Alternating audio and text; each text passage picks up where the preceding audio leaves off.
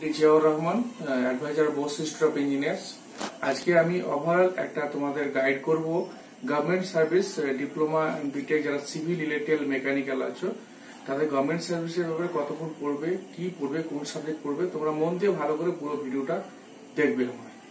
First of all আছি আমি আমাদের সামনে কোন কোন এক্সাম আছে। আমাদের সামনে যেসব এক্সাম গুলো আছে আমরা এক নজরে দেখে নেব। আমাদের রেলের জুনিয়র ইঞ্জিনিয়ার আমাদের খুব রিসেন্টলি এটা পরীক্ষাগুলো আছে।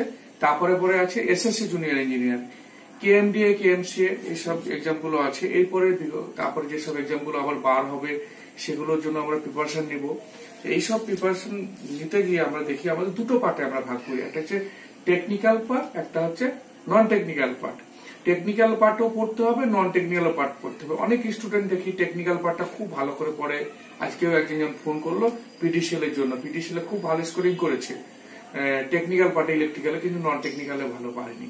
যাই হোক, টেকনিক্যালও পড়তে হবে, নন টেকনিক্যালও পড়তে হবে। এমন স্টুডেন্ট আছে পাস করার পর খালি নন টেকনিক্যালি ব্যাংক পিও পরীক্ষা, যারা বিটেক আছে ব্যাংক পিও পরীক্ষার জন্য পড়তে থাকে, ব্যাংক পিওটাও ঠিক মতো হচ্ছে না, কেন ওদিকে তো প্রচুর কম্পিটিশন। ওর তুলনায় যদি আমরা একটা ডিপ্লোমা বিটেক স্টুডেন্ট কেউ যদি তার নিজস্ব ট্রেডের উপরে কনসেন্ট্রেট বেশ করে, বেশি আগে সাকসেস হয়ে যাবে। তা আমি বলবো তোমরা কোনো সময় টেকনিক্যালও পড়বে না, নন টেকনিক্যালও সবসময় পড়বে না, একটা ডিস্ট্রিবিউশন করে নেবে। আমাদের যেসব ছেলেপেলে চাকরি পায় তাদের কাছ থেকে আমরা জানি কত ঘন্টা করে পড়েছিল, প্লাস আমরাও একসময় এই তোমাদের মতো আমরা একটা জীবন কাটিয়েছি। মেসে বসে পড়াশোনা করতাম সারাদিন। কত ঘন্টা পড়াশোনা করতে হবে? প্রথম কথা কেউ যদি সার্ভিস না করলে মোটামুটি সারা দিনটাকেই কাজে লাগাইতে হবে পড়াশোনার মাধ্যমে। কেন তোমার জীবনে এম থাকবে আমি একটা গভর্নমেন্ট সার্ভিস, এর জন্য যাবতীয় যা করা দরকার সবসময় তাই করবে আর কি। গভর্নমেন্ট সার্ভিস পাওয়ার জন্য কেউ যদি কোনো একটা বাড়িতে মেসে বসে পড়াশোনা করে, তাকে মিনিমাম তাকে সেই পড়াশোনার পিছনে লেবার দিতে হবে 12 থেকে 14 ঘন্টা মিনিমাম। এর থেকে বেশি দিতে পারলে ভালো। তাহলে যত তুমি সে একজন 4 ঘন্টা 5 ঘন্টা পরেও চাকরি পেতে পারে, কিন্তু তার টোটাল যে টাইমটা বেশি লেগে যায়। আর যে 10 ঘন্টা 12 ঘন্টা করে দেখা যাচ্ছে 1 বছর থেকে 2 বছরের মধ্যে সাকসেস হয়ে যায়। ধরলাম 12 ঘন্টা কেউ পড়াশোনা করে, 12 ঘন্টার মধ্যে আমি প্রথমে আমরা দেখেছি যেসব টেকনিক্যাল যেসব এক্সাম গুলো আছে আর কি, টেকনিক্যাল এক্সামের মধ্যে কোনো জায়গায় 50-50, কোনো জায়গায় 40-60, কোনো জায়গায় 70-30, এরকম করে টেকনিক্যাল নন টেকনিক্যাল পার্টটা বেশি থাকে, নন টেকনিক্যাল পার্টটা কম থাকে। আমরা সেইভাবে পড়াশোনাটাকে ভাগ করে দেবো। টোটাল টাইমের মধ্যে 12 ঘন্টা কেউ যদি পড়াশোনা করে, আমি এর মধ্যে 40% 60% 5 ঘন্টা নন টেকনিক্যাল পার্ট দেবো, আর হচ্ছে টেকনিক্যাল পার্ট দেখবো হচ্ছে 7 থেকে 8 আওয়ার্স। এইভাবে পড়াশোনা শুরু করব। এবং নন টেকনিক্যাল পার্টের মধ্যে কোনগুলো স্কোরিং সাবজেক্ট এবং কোনগুলো করলে আমি তাড়াতাড়ি স্কোর করতে পারবো পরীক্ষার মধ্যে, যেমন হচ্ছে ম্যাথের প্রত্যেকটা chapter, number system, ratio proportional, HCF LCM, profit and loss, percentage, mixture, alligation, তারপরে হচ্ছে প্রফিট অ্যান্ড লস, এইগুলোকে ভালো করে আমাকে শর্ট টিপস জানতে হবে। শর্ট টিপস জানার পর প্রত্যেকটা এক্সারসাইজ ভালো করে যেতে হবে, যাতে পরীক্ষার সময় কোন রকম আমাকে প্রবলেমে না পড়তে হয়। প্রত্যেকটা চ্যাপ্টার ভালো করে এরকম শর্ট টিপস করে খাতায় লিখে পড়তে হবে। হয়ে গেল ম্যাথ। তারপর হচ্ছে রিজনিং, কারণ আমাদের ম্যাক্সিমাম অনেক পরীক্ষায় ম্যাথ থাকে, রিজনিং থাকে। ম্যাথ আর রিজনিং হচ্ছে এর শেষ আছে, কিন্তু আমাদের জিএস বলি কিংবা জিকে কারেন্ট অ্যাফেয়ার্স, এর কোনো শেষ নাই। সবচাইতে ভালো হচ্ছে ম্যাথ আর জিআইটাকে আমরা একদম ভালো করে নেব, একদম ম্যাথমেটিক্যাল। কোনো পরীক্ষায় আমাদের এখান থেকে পিছিয়ে আসার কোনো স্কোপ নেই, আমরা ভালোভাবেই আমরা স্কোরিং করবো। রিজনিং এর দুটো পার্ট, ভার্বাল নন ভার্বাল দুটোই দেবো। আমাদের সামনে রেল আছে, এসএসসি এক্সাম আছে, প্রত্যেকটা পরীক্ষায় রিজনিং আমাদের আসবেই। সেই রিজনিংটা আমরা ভালো করে আমরা শর্ট টিপস দেখে নেব। তারপরে পড়বো রিজনিং এর যেসব আছে, ভেন ডায়াগ্রাম, তারপরে ব্লাড রিলেশন, কনক্লুশন স্টেটমেন্ট, তারপরে হচ্ছে কোডিং ডিকোডিং, এগুলোকে ভালো করে প্রত্যেকটা পরীক্ষায় আমাদের রিজনিং থাকবেই। এরপরে জেনারেল সায়েন্স যেহেতু ইঞ্জিনিয়ারিং স্টুডেন্ট, আমরা জেনারেল সায়েন্স কিছু মোটামুটি সবাই 10+2 এবং মাধ্যমিকে পড়ে এসেছিলাম। আমাদের যেসব কম্পিটিশন পরীক্ষায় জেনারেল সায়েন্সটা আসে, আমরা দেখেছি সচরাচর 10th স্ট্যান্ডার্ড সিবিএসসি প্যাটার্নই আসে, তার সঙ্গে ফিজিক্স কেমিস্ট্রির সঙ্গে বায়োলজি থাকে।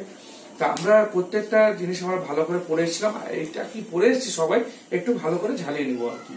কেন যারা ইলেকট্রিক্যাল যারা স্টুডেন্ট তারা অতি অবশ্যই ইলেকট্রিক্যাল পার্টটা খুব ভালো করে পারবে। মেকানিক্যাল সিভিল যারা স্টুডেন্ট আছে মেকানিক্স পার্টটা খুব ভালো করে, এটা জেনারেল সায়েন্সের মধ্যে পড়ছে আর কি।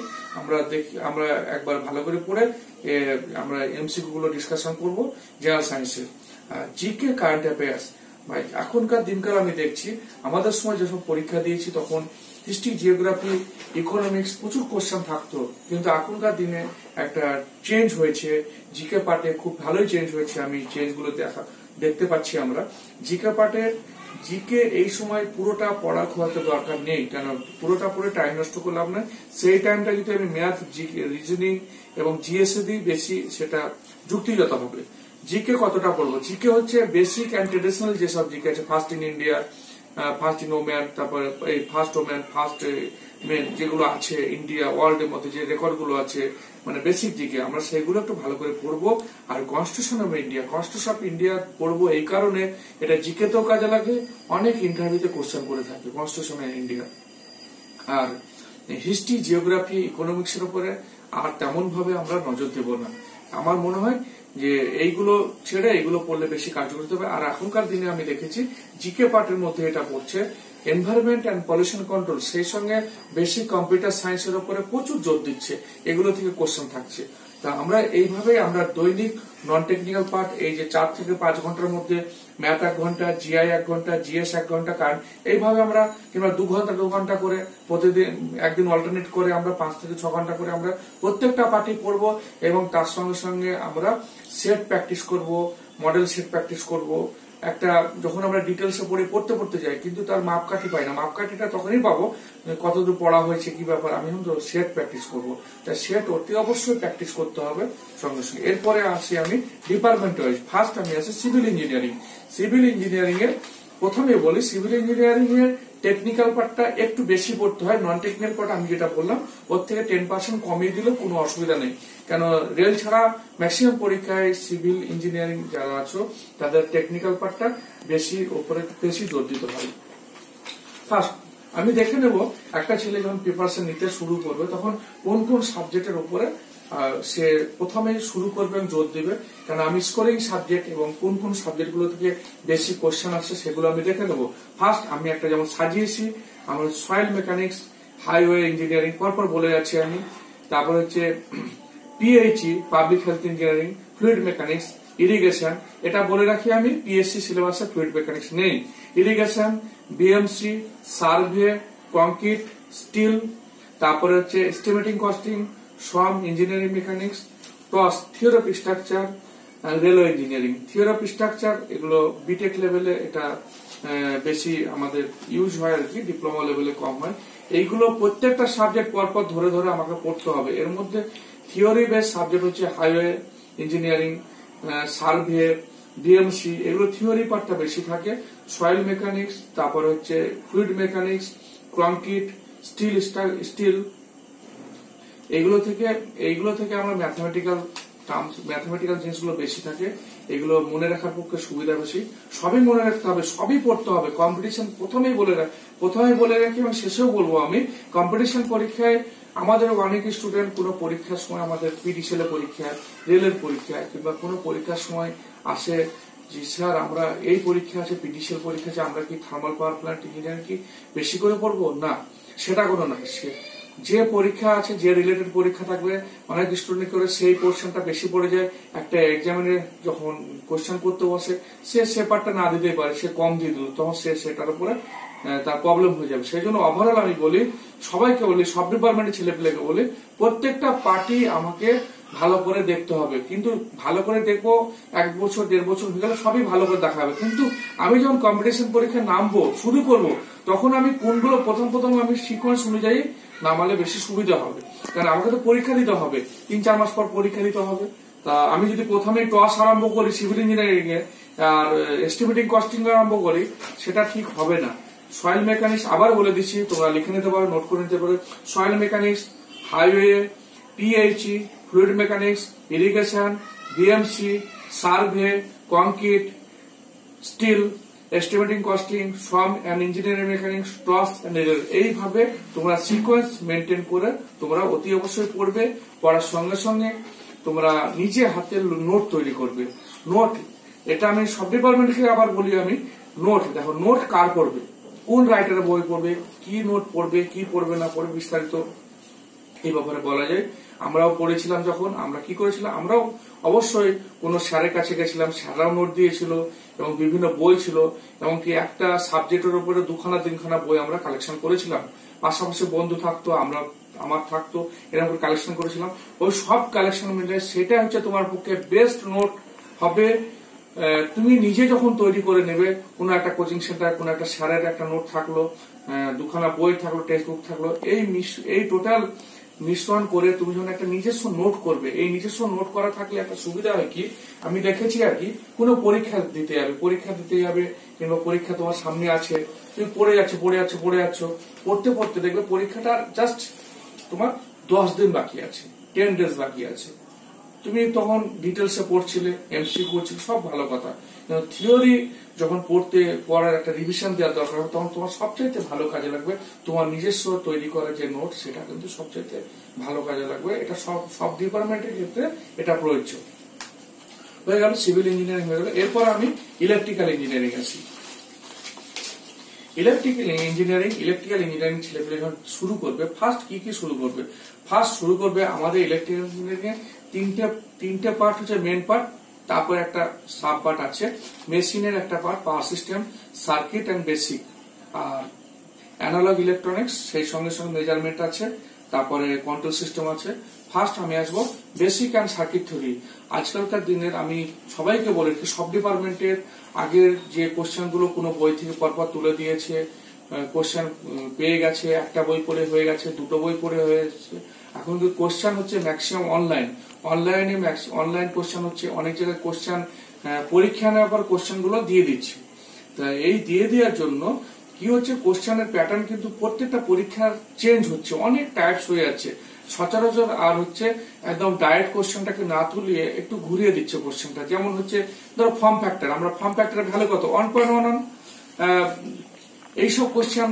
তারপরে পাওয়ার ফ্যাক্টর ল্যাগিং হবে, লিডিং হবে, কি ইউজ করলে কমানো যাবে, পাওয়ার ফ্যাক্টর ইম্প্রুভমেন্ট করা যাবে, এগুলো সচরাচর খুব আগের দিনে কোশ্চেন ছিল। কিন্তু এখনকার দিনকাল এমন আসছে, প্রত্যেকটা সবকে ডিটেলস ভালো করে পড়ে যেতে হবে, তারপর কনসেপ্ট তৈরি করতে হবে, তারপরে আনসার দিতে হবে। কোশ্চেন একটা ওয়েভ ফর্ম দিয়ে দিল, স্কোয়ার ওয়েভ দিয়ে দিল, একটা সাইন ওয়েভ দিল, ওই ওয়েভ থেকে বিভিন্ন ম্যাক্সিমাম ভ্যালু, মিনিমাম ভ্যালু, অনেক কিছু কোশ্চেন আমার এখান থেকে আসছে, ওই ডাইরেক্ট আর কোশ্চেন তুলে দিচ্ছে না। তা ফার্স্ট হচ্ছে আমরা ডিসি নেটওয়ার্ক অ্যানালাইসিস মধ্যে অনেক ল আছে, ল গুলো আছে, কেভিএল ল, কেসিএল ল, ফ্যারাডে ল, তারপরে অনেক ল গুলো আছে। ল গুলো আমরা ভালো করে দেখে যাবো। ডিসি অ্যানালাইসিস নেটওয়ার্ক থিওরির মধ্যে অনেক সার্কিটে আমরা প্রবলেম এখান থেকে পড়বো আর কি, এসি ফান্ডামেন্টাল পড়বো বললাম। ডিসি নেটওয়ার্ক অ্যানালাইসিস বেসিকের মধ্যেই পড়ছে, সার্কিট থিওরি, এগুলো ভালো করে প্রত্যেকটা পার্ট আমাকে পড়ে যেতে হবে। কেন এখন আমার বিগত কয়েকটা পরীক্ষায় আমাদেরকে স্টুডেন্টরা বললো, স্যার বেসিক থেকে অনেক কোশ্চেন দিয়েছে ঘুরিয়ে ফিরিয়ে, এবং প্রত্যেকটা বেসিক পার্টের ম্যাগনেটিজম, সেল, তারপরে হচ্ছে কারেন্ট ইলেকট্রিসিটি, ক্যাপাসিটাস, কন্ডাক্টর, এগুলো ভালো করে আমাকে, তারপরে ওহমস ল, এগুলো ভালো করে প্রত্যেকটা ভালো করে পড়ে আমাকে যেতে হবে, তৈরি থাকতে হবে যে কোনো কোশ্চেনের জন্য। তারপরে চলে আসে হচ্ছে পাওয়ার সিস্টেমের 3খানা পার্ট, একটা generation, TDS, transmission distribution system, আর সুইচ গিয়ার প্রোটেকশন। আমরা ফার্স্ট হচ্ছে স্কোরিং সাবজেক্ট, এবং খুব ভালো কোশ্চেন আসে এখন ফাইন্ড আউট, এবং এটা সবার সঙ্গে রিলেটেড, ট্রান্সমিশন এন্ড ডিস্ট্রিবিউশন। এটা এখানে ম্যাথমেটিক্যাল অনেক প্রবলেম আছে। এটা হচ্ছে একদম পাওয়ার সিস্টেমের বলবো ফাদার অফ পাওয়ার সিস্টেম। এখান থেকে অনেক কিছু শিখতে পারবে তুমি, এবং অনেক কিছু জানা যাবে। এবং প্রত্যেকটা পরীক্ষায় পাওয়ার সিস্টেমের ট্রান্সমিশন ডিস্ট্রিবিউশন থেকে কোশ্চেন থাকবেই। তা আমাদের এই চ্যাপ্টার অনেক বড় চ্যাপ্টার, খুব ভালো করে তৈরি করে যেতে হবে ট্রান্সমিশন ডিস্ট্রিবিউশন থেকে, যেমন হচ্ছে কেবল, কন্ডাক্টর, ইনসুলেটর, বিভিন্ন লাইন প্যারামিটার, এগুলো আমাকে ভালোভাবে এগুলো ট্রান্সমিশন ডিস্ট্রিবিউশন সম্বন্ধে জানতে হবে।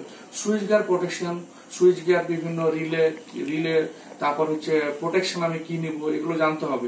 এবং প্রত্যেকটা পার্ট থিওরি ভালো কনসেপ্ট করার সঙ্গে সঙ্গে এমসিকিউ তৈরি করতে হবে। এমসিকিউ এমসিকিউ দেখবে 50% এমসিকিউ হয়ে যাচ্ছে যখন থিওরি ভালো করে পড়বে, আর তখন 20 থেকে 30% এমসিকিউ আর 10% এমসিকিউ তোমার সচরাচর হাতের নাগালে। প্রত্যেকটা বইয়ে দেখবে 10% থেকে 5% এমসিকিউ তুমি বুঝতে পারছো না, কিন্তু হচ্ছে না কিছু। ওই 5% আমি বলবো তোমাকে মুখস্থ করতে হবে প্রত্যেকটা ডিপার্টমেন্টে করতে হবে। তোমার যে তোমার 50% এমসিকিউ প্রথমে হয়ে যাচ্ছে, 50% এমসিকিউ হয়ে যাওয়ার পর তারপরে আর যে 30% এমসিকিউ আমি কিভাবে করব, তারপর তোমাকে আবার অ্যানালাইসিস করতে হবে, আমাকে কিভাবে এগাতে হবে, আবার থিওরি কোনগুলোকে ভালো করে পড়তে হবে, কোনগুলো ম্যাথমেটিক্যাল প্রবলেম আছে সেগুলো তোমাদের যিনি এক্সপার্ট আছেন তেনার সঙ্গে ডিসকাশন করতে হবে আর কি। আর জেনারেশন পার্টে অবশ্যই কোশ্চেন আছে, ক্যারেক্টারের সম্বন্ধে আসে, পাওয়ার প্ল্যান্ট ইঞ্জিনিয়ারিং সম্বন্ধে ওই সাইকেল টাইকেল এগুলো আসে, কোল বেস পাওয়ার প্ল্যান্ট থেকে আসে, কম আসে, তখন ট্রান্সমিশন ডিস্ট্রিবিউশন থেকে পড়তে হবে তোমাকে। এরপরে আমি আসি মেশিনের দুটো পার্ট। মেশিন হচ্ছে আমাদের ডিসি মেশিনের মধ্যে প্রথম হচ্ছে ডিসি জেনারেটর, তারপর হচ্ছে DC motor. DC generator motor আমাদের অ্যাপ্লিকেশন আছে এবং থাকবে, পড়তে হবে। এগুলো পুরোপুরি একদম মানে যে আস্তে আস্তে আপগ্রেডেশন হচ্ছে, অনেক কিছু এসি হচ্ছে তা নয়, এগুলো পড়তেই হবে আমাকে। কেন কনসেপ্ট ক্লিয়ার করার জন্য ডিসি এসি এগুলো ভালো করে আমাকে ডিসি পার্টটা পড়তে হবে, ডিসি জেনারেটর ডিসি মোটর। এরপরে চলে আসে আমি এসি হচ্ছে এসি পার্টের মেশিনের মধ্যে ট্রান্সফর্মার পড়ছে। ট্রান্সফর্মার প্রত্যেকটা পরীক্ষায় মেশিনের কিছু থাকুক না থাকুক ট্রান্সফর্মার থেকে কোশ্চেন থাকবেই। ট্রান্সফর্মার খুব বড় চ্যাপ্টার, খুব interesting chapter. Single phase 3 phase transformer থেকে কোশ্চেন থাকবেই। এরপর হচ্ছে 3 phase induction motor, single phase induction motor, alternator, synchronous generator motor, এগুলো থেকে কোশ্চেন থাকে, খুবই থাকে। ট্রান্সফর্মার থেকে সবচেয়ে বেশি থাকে, ট্রান্সফর্মার থেকে আর ডিসি জেনারেটর মোটর থেকে কোশ্চেন থাকে। মেশিনের ভালো ফান্ডা তৈরি করতে হবে। এখন মেশিন আমাদের প্রত্যেকটা জায়গাতে মেশিনের অ্যাপ্লিকেশন আছেই, এবং আমাদের কোশ্চেন অ্যান্সার নোট নিজেকে তৈরি করতে হবে।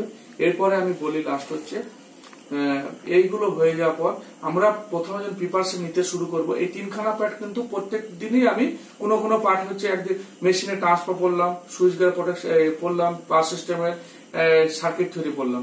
আমি পড়বো প্রথমে হচ্ছে আমি এগুলো প্রতিদিনই পড়বো, কিন্তু আমি চাইবো বেসিক সার্কিট থিওরিটাকে আমি পুরোপুরি প্রথমে কমপ্লিট করে দিতে। কারণ বেসিক সার্কিট থিওরির উপরে আমাদের অনেক জিনিস আমাদের এই পাওয়ার সিস্টেম বলো, মেশিন বলো, এগুলো দাঁড়িয়ে আছে।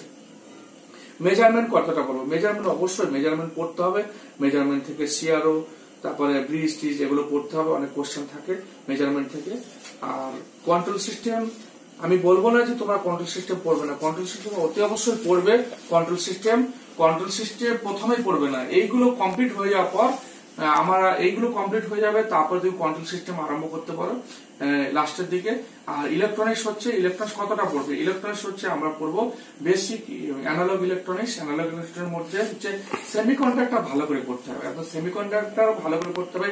ট্রানজিস্টার মধ্যে দুটো ভাগ আছে, বিজেটি বাইপোল জাংশন ট্রানজিস্টার, হচ্ছে ফিল্ড এফেক্ট ট্রানজিস্টার, অ্যাম্পলিফায়ার অপ অ্যাম্প অ্যাম্পলিফায়ার, আর এসসিআর ইউজেটি থার্স্টার, এগুলো ভালো করে জানতে হবে। তারপরে ডিজিটাল ইলেকট্রনিক্স, কন্ট্রোল সিস্টেম, এগুলো লাস্টে।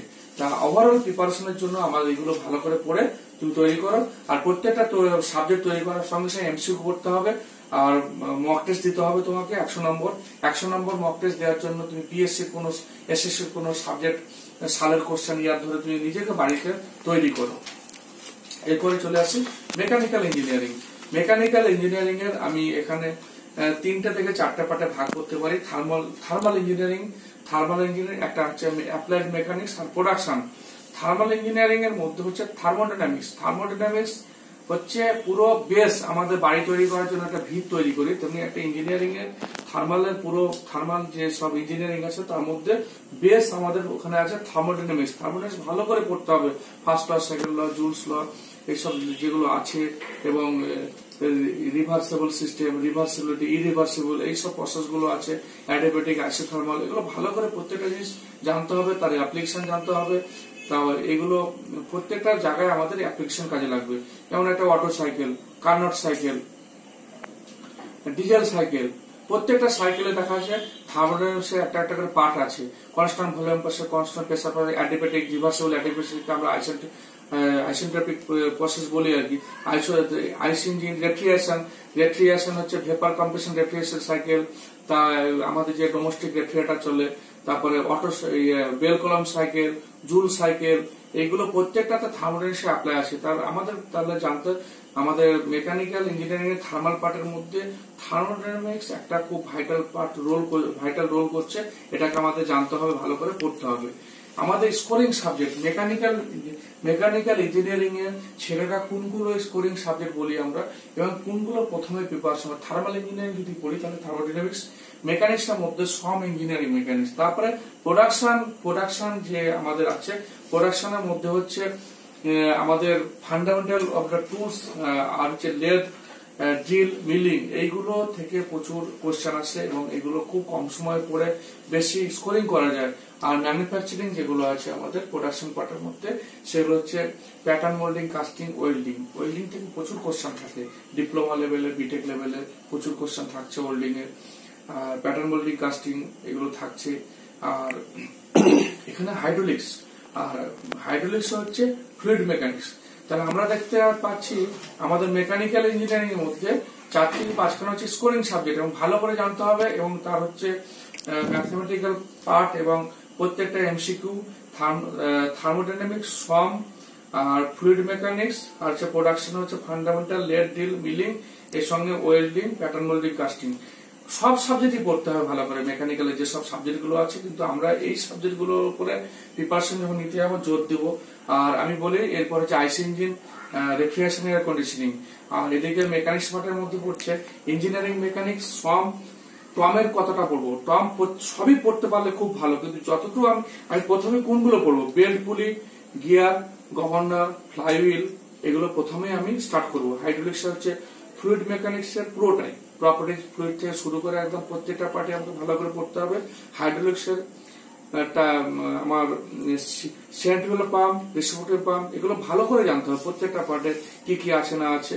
আর প্রোডাকশন পার্টের এগুলো আমি যেগুলো বললাম, এই ওভারঅল আমি বলবো প্রত্যেকটা সাবজেক্ট ভালো করে পড়ে এর কনসেপ্ট তৈরি করে এমসিকিউ ডিসকাশন করতে হবে, গ্রুপ ডিসকাশন করতে হবে। কোন এক্সপার্টের সঙ্গে যদি কনসাল্ট করো, এক্সপার্টের যাও, খুবই ভালো।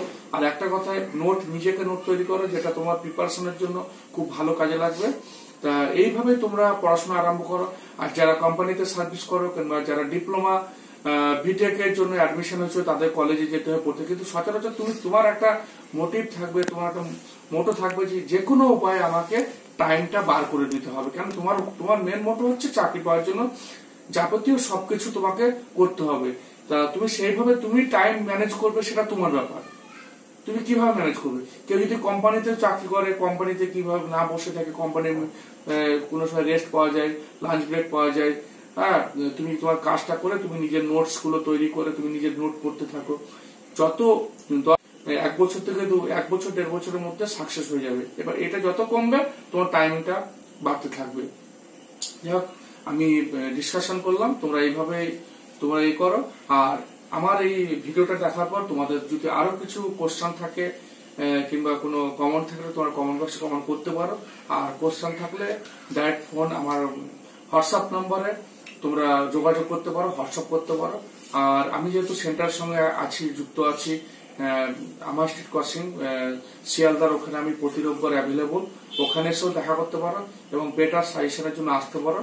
আমরা সবসময় আছি, আমাদের একটা পুরো টিম আছে, একা নয়, দুজন নয়, আমাদের একটা 25 জনের আমাদের একটা পুরো টিম আছে।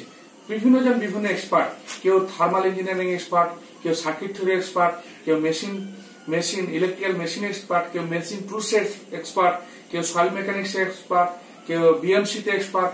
প্রত্যেকটা এক্সপার্ট আছে। ওভারঅল সবাই কিছু জানে, কিন্তু আমাদের এখানে প্রত্যেকটা এক্সপার্ট আছে। এক্সপার্টের কাছে অবশ্যই এসে তোমরা বেটার অবশ্যই পাবে। ওকে, থ্যাংকস।